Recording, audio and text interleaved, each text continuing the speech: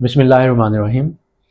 आज हम बात कर रहे हैं स्टोकियोमेट्री के लेक्चर नंबर 2 की, जिसमें हम लोग स्टडी कर रहे हैं the relationship between Avogadro's number, molar mass and मोल। हमने इन तीन चीज़ों को रिलेट करना है। उसके बाद हमने इन्हीं के रिकॉर्ड में कुछ न्यूमेरिकल्स सॉल्व करने हैं, क्योंकि हमने डिस्कस किया था इस चैप्टर से लॉन्ग क्वेश्चन के तौर पे भी न्यूमेरिकल आएगा और कुछ न्यूमेरिकल जो हैं, जो सैम्पल प्रॉब्लम्स हैं या फिर क्विक चेक्स हैं, वो आपसे शॉर्ट क्वेश्चन के तौर पे पूछी जा सकती हैं। तो वन बाय वन हम उनको कवर कर रहे हैं। तो पहले हम इनको तीनों को आपस में रिलेट करते हैं, उसके बाद इनमें से एक फार्मूला पढ़ेंगे और फिर उसके रिगार्ड में कुछ हमने एग्जाम्पल सॉल्व करनी है। तो हम इन तीनों को आपस में रिलेट कैसे कर सकते हैं? हमने इन तीनों की लास्ट लेक्चर में डेफिनेशंस कवर की थी। एवोगाड्रोस नंबर की डेफिनेशन कवर की है। Avogadro's number can be defined as in 1 mole of the substance the particles, the number of particles are always constant, and that constant value is referred as 6.02 multiplied by 10 is 23। और M R की definition भी हमने cover की थी। Molar mass का मतलब ये है कि आपके पास कोई भी मॉलिक्यूल है, उसके अंदर जितने एटम्स पाए जाते हैं उनके एटॉमिक मासेस का जो सम होता है that will be called as molar mass. और मोल को भी हमने डिफाइन किया था प्रॉपरली कि किसी भी सब्सटेंस का वो वाला अमाउंट जिसके अंदर एवोगाड्रोस नंबर ऑफ पार्टिकल्स पाए जाएंगे that will be called as 1 mole. तो अब इन तीनों को रिलेट करने के लिए हमने यहाँ पे एक एग्जाम्पल लिया। फर्स्ट एग्जाम्पल ये है कि अगर ये वाला कॉलम आपको एम आर मेंशन करेगा, ये वाला कॉलम मोल को और ये वाला कॉलम एवोगाड्रोस नंबर को। तो अगर हम एम आर की बात करते हैं तो फर्स्ट एग्जाम्पल में 1 ग्राम ऑफ हाइड्रोजन है। अगर इसका प्रिसाइज अमाउंट लिया जाए तो that is 1.008 gram of hydrogen. ये इक्वल होता है इसके 1 मोल के। और 1 मोल के अंदर जो पार्टिकल्स की क्वांटिटी होती है वो हमेशा फिक्स होती है, that is 6.02 multiply by 10 raise 23। लेकिन बात यह है कि ये अगर हाइड्रोजन है, ये एलिमेंट है, तो इसके अंदर जो पार्टिकल्स होंगे वो एटम्स की फॉर्म में पाए जाएंगे। तो अब यहाँ पे तीनों को आप इस तरह से रिलेट कर सकते हो कि हाइड्रोजन का एम आर जो है वो 1 ग्राम है और 1 ग्राम इसके 1 मोल के इक्वल है। तो ये दोनों आपस में रिलेट हो गए। और 1 मोल में जो पार्टिकल्स हैं वो कांस्टेंट होते हैं, जो कि एवोगाड्रोस नंबर ऑफ पार्टिकल्स हैं। लेकिन अगर यहाँ एलिमेंट होगा तो आप एटम्स को डिस्कस करोगे, अगर यहाँ प्योर सब्सटेंस होगी तो आप कहोगे यहाँ पे नंबर ऑफ मोलिक्यूल्स हैं, अगर यहाँ पे आयोनिक कंपाउंड होगा तो आप कहोगे फॉर्मूला यूनिट्स हैं, और अगर कोई आयोनिक स्पीशी है तो उसके जो पार्टिकल्स होंगे उनका नाम आपके पास होगा आयंस। तो ये चीज़ें आपने याद रखनी है। दूसरी एग्जाम्पल हमारे पास है कि अगर आप 23 ग्राम ऑफ सोडियम लेते हैं। सोडियम एक मेटल है, एलिमेंटल फॉर्म में एग्जिस्ट करती है। तो सोडियम एक मेटल है जिसका एम आर अगर हम देखते हैं तो 23 ग्राम है। 23 ग्राम इसका अमाउंट लेते हैं तो वो इसके 1 मोल के इक्वल है। और 1 मोल में अगेन क्वांटिटी जो है आपके पास फिक्स होती है, that is Avogadro's number of particles. और यहाँ पे भी क्योंकि ये एलिमेंटल फॉर्म में है तो आप कहोगे कि इसके अंदर Avogadro's number of sodium atoms पाए जाएंगे। यहाँ इन दोनों से एक शॉर्ट क्वेश्चन भी पूछा जाता है कि सोडियम जो है that is 23 times heavier than hydrogen. ये शॉर्ट क्वेश्चन बनता है। तो यहाँ से आप देख सकते हो कि सोडियम का जो एम आर है वो है 23 ग्राम और हाइड्रोजन का है एम आर 1 ग्राम। इसका मतलब अगर हम हाइड्रोजन को 23 टाइम्स लेंगे तब वो एक सोडियम के मोल के इक्वल होगा। That's why 1 sodium is 23 times heavier than the hydrogen. एक शॉर्ट क्वेश्चन ये भी आपने यहाँ साथ में कवर कर लेना है। उसके बाद अगर हमने तीसरी एग्जांपल को डिस्कस करते हैं तो that is 180 gram of glucose. आपके पास अगर आप 180 ग्राम ग्लूकोज के लेते हो तो ये इसका एम आर हो गया और ये इसके 1 मोल के इक्वल होता है। और 1 मोल में अगेन हमारे पास पार्टिकल की जो क्वांटिटी होती है वो फिक्स होती है, that is 6.02 multiplied by 10 is 23 molecules of glucose. क्योंकि ग्लूकोज मोलिकुलर फॉर्म में एग्जिस्ट कर रहा है तो इसके अंदर जो पार्टिकल्स होंगे वो मोलिक्यूल्स होंगे। नेक्स्ट एग्जाम्पल हमारे पास वाटर की है। अब वाटर एक प्योर सब्सटेंस है तो इसके अंदर जो पार्टिकल्स होंगे वो भी मॉलिक्यूल्स की फॉर्म में एग्जिस्ट करेंगे।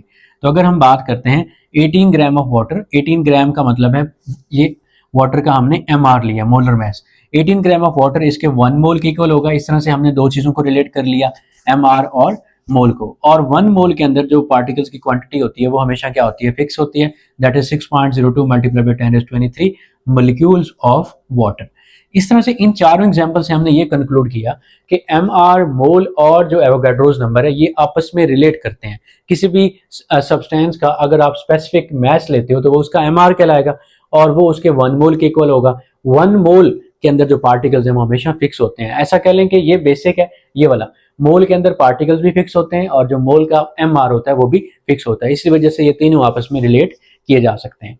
अब आगे चलते हैं, थोड़ा सा इस लेक्चर को बढ़ाते हैं क्योंकि ये न्यूमेरिकल्स वाला चैप्टर है। तो न्यूमेरिकल सॉल्व करने के लिए आपको ये एक फार्मूला याद करना है। लास्ट लेक्चर में हमने ये फार्मूला याद किया था, n is equal to small m over capital M। ये फार्मूला हमें हेल्प आउट कर रहा था नंबर ऑफ मोल्स को कैलकुलेट करने में। जब आपके पास किसी भी सब्सटेंस का मैस गिवन हो ग्राम के अंदर, आप उसके मोलर मैस से उसको डिवाइड करो तो आप number of moles easily find कर सकते हो। अब आज फार्मूले को थोड़ा सा हमने एक और फॉर्म दी है दैट अगर हमें नंबर ऑफ मोल्स फाइंड करने हों और हमें गिवन डाटा जो है वो ग्राम के अंदर मैस नहीं दिया गया, हमें नंबर ऑफ पार्टिकल्स बताए गए हैं, तो आप किस तरह से नंबर ऑफ मोल्स फाइंड करोगे। तो आपने याद रखना है फार्मूला, ये सेकंड फार्मूला इस चैप्टर का, कि आपने नंबर ऑफ मोल्स निकालने के लिए नंबर ऑफ पार्टिकल्स जो आपको गिवन होंगे उनको एवोगाड्रोस नंबर से डिवाइड कर देना है। एवोगाड्रोस नंबर की वैल्यू हमेशा फिक्स होती है, दैट इज 6.02 मल्टीप्लाइड बाई 10⁻23। तो आपके पास नंबर ऑफ मोल्स आ जाएंगे। लेकिन फर्ज करें आपसे नंबर ऑफ मोल्स नहीं पूछे गए, आपको नंबर ऑफ मोल्स बता दिए गए हैं और कहा गया इसमें बताएं नंबर ऑफ पार्टिकल्स कितने होंगे। तो उसके लिए आपने क्या करना है, इसी फार्मूले को थोड़ा सा रीअरेंज किया है, नंबर ऑफ पार्टिकल्स को यहीं रहने दें, एवोगाड्रोस नंबर जो यहाँ पे डिवाइड हो रहा है उसको इस साइड पे लेके आए तो वो मल्टीप्लाई हो जाएगा। तो number of particles will be equal to number of moles, small n represent करता है नंबर ऑफ मोल्स को, मल्टीप्लाइड बाई एवोगाड्रोस नंबर। तो इन दोनों को मल्टीप्लाई करके आप नंबर ऑफ पार्टिकल्स फाइंड कर सकते हो। इस फार्मूले के रिलेटेड हमारे पास एक सैंपल प्रॉब्लम है चैप्टर नंबर 4 के अंदर, उसका नंबर है हमारे पास 4.4। उसको अब हम सॉल्व करते हैं।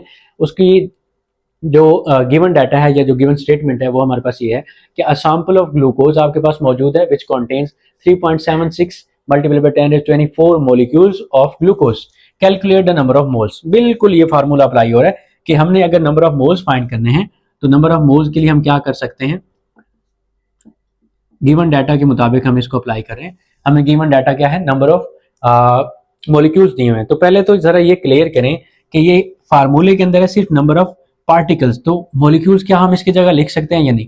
लास्ट लेक्चर में भी हम डिस्कस कर चुके हैं, अगेन आपको बता देता हूं कि अगर पार्टिकल्स का फार्मूला आप एक याद कर लेते हो तो ये 3 से 4 जगहों पे आप अप्लाई कर सकते हो। कहां कहां पे आप अप्लाई कर सकते हो जरा ये देख लेते हैं। तो पहली बात, अगर आपके पास एलिमेंट होगा, कोई एलिमेंट, उसके अंदर पार्टिकल्स होंगे एटम्स, यानी कि अगर आपको नंबर ऑफ एटम्स गिवन हो फिर भी यही फार्मूला। अगर प्योर सब्सटेंस होगी तो नंबर ऑफ पार्टिकल्स होंगे मॉलिक्यूल्स। अगर आपको नंबर ऑफ मॉलिक्यूल्स दिए जाएं तो फिर भी यही फार्मूला। तीसरी बात, अगर आपको आयोनिक कंपाउंड दिया जाएगा तो उसके अंदर होंगे फार्मूला यूनिट्स, यानी कि अगर आपको नंबर ऑफ फार्मूला यूनिट्स पूछे जाएं या बताए जाएं तो यही मतलब उसका नंबर ऑफ पार्टिकल्स। और अगर आयोनिक स्पीशी होगी तो आपसे आयंस के बारे में बात की जाएगी। ये चारों चीजें अगर आ जाती हैं तो आपने फार्मूला यही एक ही लगाना है, यानी कि नंबर ऑफ मोल्स फाइंड करने के लिए नंबर ऑफ पार्टिकल्स की जगह आप ये चारों चीजें लिख सकते हो। तो वहां पे उन्होंने बताया कि ग्लूकोज के इतने नंबर ऑफ मॉलिक्यूल्स हैं, मतलब उन्होंने नंबर ऑफ पार्टिकल्स आपको बता दिए। जो नंबर ऑफ मॉलिक्यूल्स की वैल्यू है वो यहाँ पे आप नंबर ऑफ पार्टिकल्स की जगह लिख दो। तो नंबर ऑफ पार्टिकल्स की जगह हम उसकी लिख रहे हैं वैल्यू जो कि है 3.76 मल्टीप्लाइड बाई 10⁻24 डिवाइडेड बाई, फार्मूले के अंदर हमारे पास है एवोगाड्रोस नंबर। एवोगाड्रोस नंबर की वैल्यू फिक्स होती है, दैट इज 6.02 मल्टीप्लाइड बाई 10⁻23।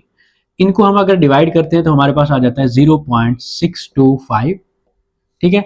और ये 23 जो है पावर ऊपर जाती है तो 24 से माइनस होके आ जाता है, मल्टीप्लाई बाई 10⁻1 लिख दें या 10 लिख दें तो एक ही बात होगी। तो ये बच्चों आपके पास अगर हम इसको मल्टीप्लाई करते हैं तो वी विल गेट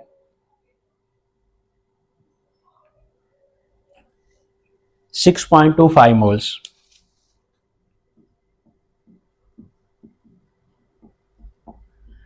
ये आपका सैंपल प्रॉब्लम 4.4 का आंसर हो गया। That is the number of moles in 3.76 multiplied by 10⁻24 molecules of glucose. दूसरा सैंपल प्रॉब्लम हमारे पास 4.5 है। ये जो डिवीजन है ये आपने कैलकुलेटर पे खुद करनी है, नई बुक है उसमें मिस्टेक्स हो सकती हैं। आपको जो भी गिवन वैल्यू दी जाएगी उसको आप इस फार्मूले में पुट करके जो भी आंसर आएगा, चाहे वो बुक से मैच करता है नहीं करता, आपने वो वाला लिखना है। तो कुछ इस चैप्टर के अंदर मिस्टेक है, मैं साथ साथ में बताता जाऊंगा इंशाल्लाह।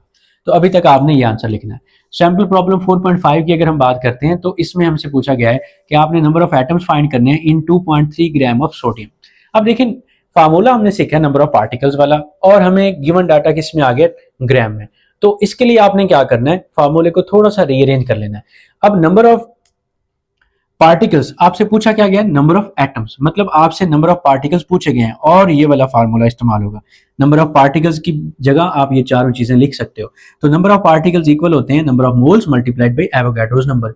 एवोगाड्रो नंबर की वैल्यू तो फिक्स है, क्या हमें नंबर ऑफ मोल्स बताए गए हैं, बिल्कुल नहीं। तो हम क्या करेंगे, पहले नंबर ऑफ मोल्स निकालेंगे इस गिवन अमाउंट ऑफ मैस से। तो नंबर ऑफ मोल्स का फार्मूला है small m over capital M, यानी कि given mass multiplied by molar mass. तो गिवन मैस हमारे पास है 2.3 ग्राम, डिवाइड करें इसको मोलर मैस, सोडियम का जो मोलर मैस होता है वो होता है 23 ग्राम पर मोल। ये ग्राम ग्राम से कैंसिल आउट हो जाएगा, पर मोल ऊपर जाके मोल बन जाएगा, और अगर हम इसको करते हैं डिवाइड, वी विल गेट 0.1 मोल। ठीक है, अब मोल आपने फाइंड कर लिए। अब अगर आपके पास मोल्स हो तो आप इजीली नंबर ऑफ पार्टिकल यानी कि नंबर ऑफ एटम्स फाइंड कर सकते हो इस फार्मूले पढ़ करके। नंबर ऑफ मोल्स को मल्टीप्लाई करो एवोगैड्रोस नंबर से, तो नंबर ऑफ एटम्स हमारे पास आ जाएंगे, नंबर ऑफ मोल्स जो कि 0.1 है, मल्टीप्लाई करें इसको एवोगैड्रोस नंबर की वैल्यू से जो कि है जी 6.02 multiplied by 10 raise 23, 6.02 multiplied by 10 raise 22, और साथ में जो पार्टिकल्स हैं उनका नाम क्या होगा जो आप फाइंड कर रहे हो, दैट इज एटम्स।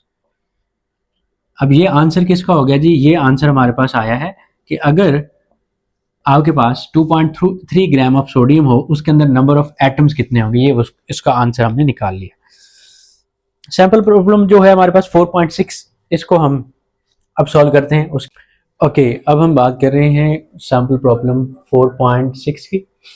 4.6 में हमें कुछ डाटा दिया गया और उससे कुछ पूछा गया। सबसे पहले तो 4.6 की जो स्टेटमेंट है वो अच्छी खासी एमसीक्यूज अपने अंदर रखे हुए हैं। जुगलोन एक कंपाउंड बताया गया आपको, ऑर्गेनिक कंपाउंड है, उसके बारे में कुछ बातें आपको याद रखनी है लाजमी तौर पे, क्योंकि पिछली जो बुक गुजरी है उसकी न्यूमेरिकल्स की हेडिंग्स के अंदर से ही एमसीक्यूज आया करती थी, तो आपने इसकी हेडिंग्स के अंदर जो न्यूमेरिकल्स की स्टेटमेंट्स हैं उनके अंदर से भी एमसीक्यू के तौर पे जो भी डाटा आपको नजर आता है उसको प्रिपेयर करना है। तो जुगलोन के बारे में ये कुछ पॉइंट्स आपने याद रखने हैं। सबसे पहले ये प्रोड्यूस कहाँ से होता है, हस्क्स ऑफ द ब्लैक वॉलनट से। जो अखरोट होते हैं उनके जो छिलके होते हैं उसके अंदर से ये प्रोड्यूस होता है, और इसका जो आपके पास मोलिक्यूलर फार्मूला है वो ये दिया हुआ है। मोलिक्यूलर फार्मूला आपको याद करना है। इसके अलावा ये याद रखना है कि ये प्रोड्यूस कहाँ से होता है, husk of the black walnut यानी कि अखरोट के छिलके के अंदर से। और इसके अलावा it is a natural herbicide, natural मतलब कुदरती तौर पे पाया जाता है। Herbicide it is a weed killer, ये वीड्स को मारता है, किल करता है। वीड्स का मतलब वो जो छोटी जड़ी बूटियां होती हैं उनको किल करता है। और ये कौन सी जड़ी बूटियों को किल करता है, जो ब्लैक वॉलनट होता है इसका जो पौधा होता है, इसके साथ साथ अगर कोई कम्पिटिटिव वीड्स प्रोड्यूस हो रही हैं, बन रही हैं, तो ये उनको किल करेगा। बाकी ग्रास है या कोई भी और है जो उससे कम्पीट नहीं कर रही, तो उसको ये कुछ नहीं कहता। इसलिए ये चीज़ें आपने इसके लिए याद रखनी है कि जुगलोन के बारे में आपको इन्फॉर्मेशन होनी चाहिए, इसकी ये अबावजात का आपको पता होना चाहिए। तो इसका फार्मूला आपको बता दिया गया। जब आपको फार्मूला बता दिया गया, अब इसके न्यूमेरिकल के पार्ट ए में आपसे पूछा गया इसका मोलर मैस बताएं जी क्या होगा। मोलर मैस के लिए आपने सिंपल जो है ना ये याद रखना है कि जितने आपको एटम्स दिए गए हैं जो सिंपल आपको नजर आ रहे हैं, इन सब के एटॉमिक मैस को ऐड करेंगे तो मोलर मैस आ जाएगा। बुक में लिखा होगा AR, AR का मतलब एटॉमिक मैस लेना है आपने। एटॉमिक मैस ऑफ कार्बन आप यहाँ पे लिख दो, कार्बन का एटॉमिक मैस कितना होता है 12। मल्टीप्लाई करें इसको 10 से। 10 से क्यों मल्टीप्लाई कर रहे हैं, क्योंकि 10 कार्बन एटम्स हैं, इसको ब्रैकेट में लिख दें, प्लस क्योंकि सम लेना है तो प्लस। हाइड्रोजन का एटॉमिक मैस होता है 1, मल्टीप्लाई करें 6 से क्योंकि हाइड्रोजन टोटल है 6, ब्रैकेट में लिख दें। और फिर ऑक्सीजन ए का एटॉमिक मैस होता है 16, मल्टीप्लाई करें इसको 3 से क्योंकि आपके पास 3 ऑक्सीजन के एटम्स हैं।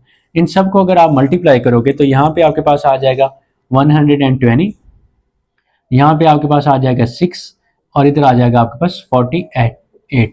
अगर इसको आप करते हो ऐड तो आपके पास ये बन जाएगा 168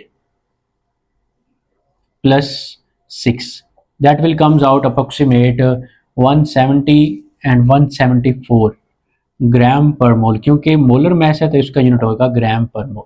ये आपका पार्ट ए का आंसर आ गया। इट्स वेरी इजी कि आपने जितने भी आइटम्स आपको नजर आ रहे हैं उनके सब के एटॉमिक मैसेज का सम ले लेना है, तो ये आपके पास आ जाएगा उसका MR।